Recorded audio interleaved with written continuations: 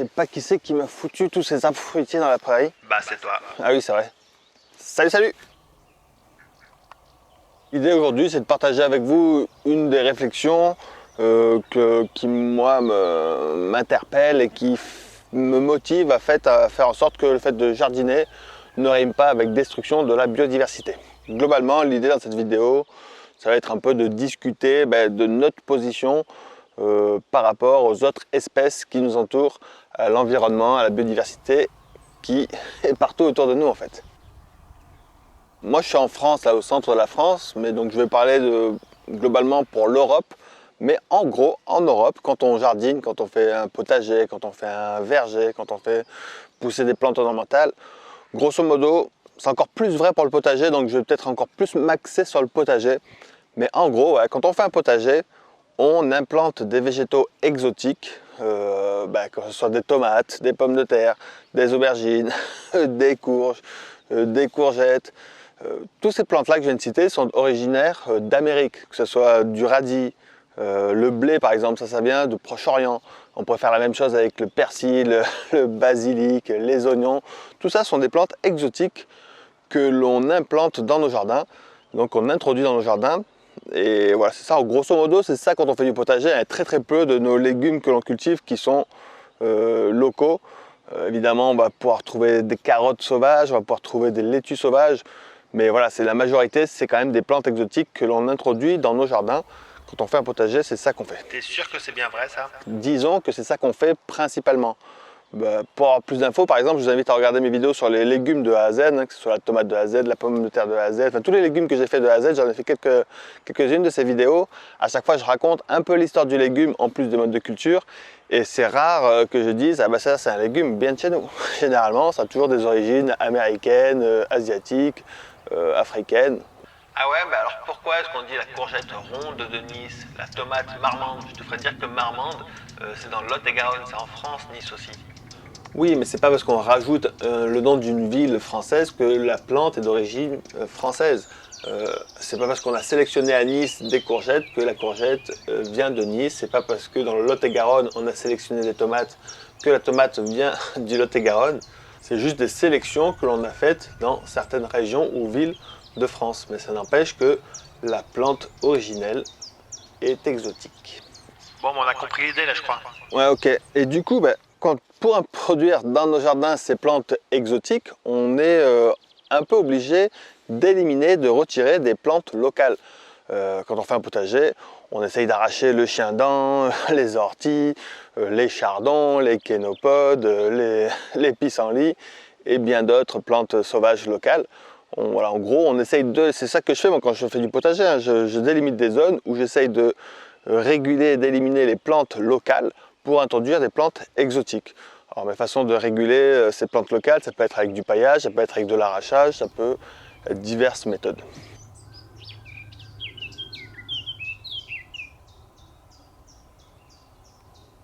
Et le fait de désherber des zones dans mon potager, ça me permet d'introduire mes exotiques légumes que sont les pommes de terre, les tomates, les haricots ou les radis ou peu importe. Alors effectivement, je désherbe, mais quand je désherbe, je garde toujours à l'esprit que ces plantes locales, elles sont hyper utiles. Par exemple, les graminées sauvages nourrissent le papillon demi-deuil. Les chenilles de ce papillon dépendent totalement des graminées. Les graines de ces graminées sauvages vont nourrir d'innombrables oiseaux locaux. En parlant d'oiseaux, il y a le chardonneret qui est une espèce d'oiseau protégé, menacé en France, qui tient son nom du fait qu'il mange les graines des chardons. Chardonneret, chardon, vous avez vu le lien? Il y a tout un tas, le pissenlit par exemple, les pissenlits ça nourrit d'innombrables pollinisateurs, notamment les papillons, par exemple le sphinx du pissenlit. Concernant les orties, alors là le nombre d'espèces que l'ortie permet d'abriter, il y a énormément d'espèces qui dépendent beaucoup de l'ortie, qui dépendent voire parfois exclusivement de l'ortie. Je ne peux pas toutes les citer, il y a vraiment notamment beaucoup de papillons. Bon bah c'est bon, on a compris, tu vas pas nous raconter les bienfaits de toutes les plantes sauvages. Non, je ne vais pas vous citer tous les bienfaits des plantes locales sauvages, mais je voulais quand même en donner quelques exemples pour illustrer mon propos.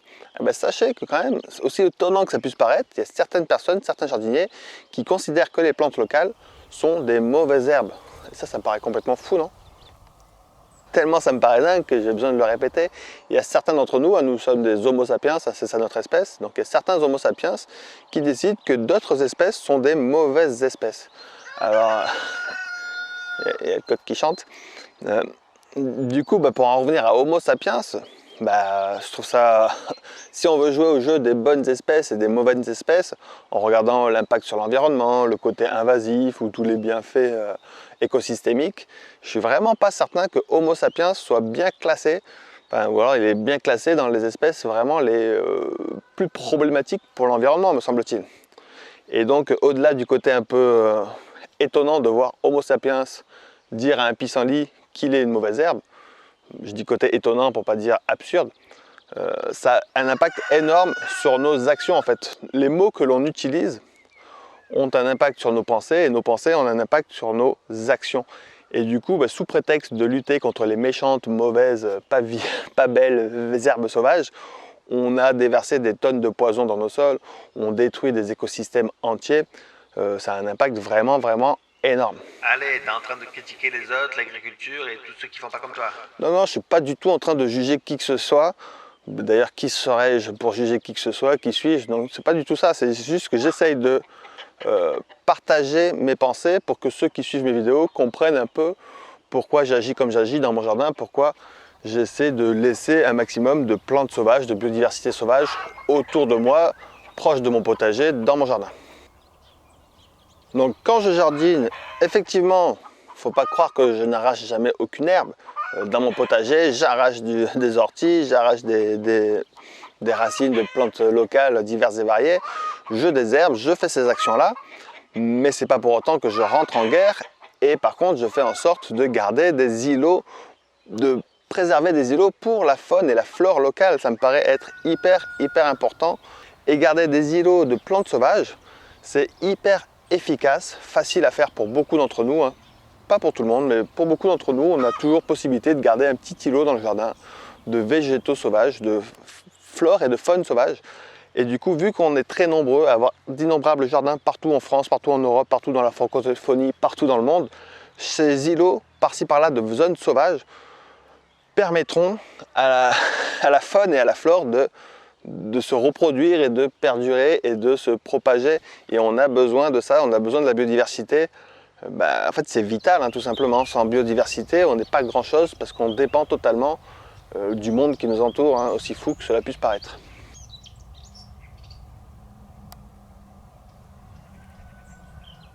Pourquoi est-ce que tu te sens obligé de parler des mauvaises herbes? J'aime bien partager mes petites réflexions, non pas forcément pour faire changer d'avis qui que ce soit, mais juste pour qu'on comprenne pourquoi au pied de ces arbres, il y a des herbes sauvages. Partout dans mon jardin où je peux laisser les plantes sauvages, je le fais. Et là où je décide de désherber pour contrôler les plantes sauvages, je le fais également. L'un n'empêche pas l'autre, quoi. C'est pas les mauvaises herbes contre les gentilles plantes potagères, c'est les gentilles plantes potagères contre les gentilles herbes. Et on essaye de faire en sorte, j'essaie de faire en sorte personnellement que tout cela cohabite le mieux possible. Après, j'ai la chance d'avoir un grand jardin, donc ça me permet de laisser, c'est la chance, et du coup, je dois, selon moi, laisser un maximum de place à la vie sauvage. Mais clairement, même quand on a un petit jardin, on peut avoir un petit îlot de biodiversité locale. Mouais. Et puis l'idée peut-être que je voulais partager avec vous dans cette petite vidéo, hein, qui s'arrête bientôt, ne vous inquiétez pas, c'est que j'ai trouvé ça vraiment intéressant que pour introduire des végétaux exotiques, on ait décidé d'appeler les plantes locales mauvaises herbes. Voilà, c'est vraiment ça qui m'épate. Et voilà, notre espèce m'étonnera toujours, je crois. Bref, je m'arrête là pour cette vidéo. On reparle de végétaux bientôt, prochainement. Et je remercie évidemment tous ceux qui regardent, qui partagent mes vidéos. Un immense merci à vous. Je remercie également tous ceux qui laissent un petit îlot de biodiversité quelque part dans leur jardin, sur leur balcon, où ils peuvent.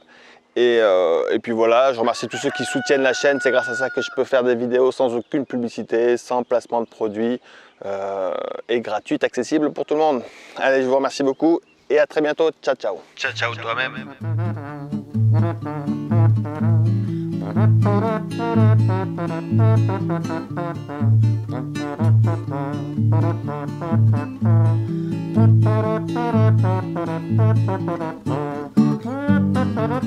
Thank you.